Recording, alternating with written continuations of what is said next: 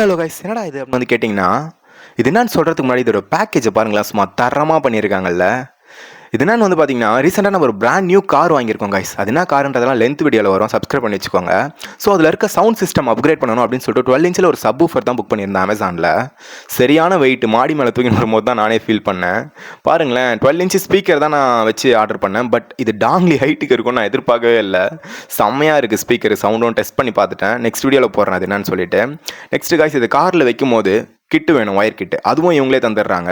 Front டேஷ்போர்ட்லேருந்து நம்ம speaker வரைக்கும் அதுவே ஒயர் வந்துடும். நெக்ஸ்ட் காரில் வைக்கும்போது பிரேக் பிடிச்சா மூவ் ஆகாது, ஏன்னா கீழே சர்ஃபேஸ் வந்து ஃப்ளாட்டாக இருக்கிறதால ஸ்பீக்கர் கரெக்டாக அப்படியே இருக்கும்.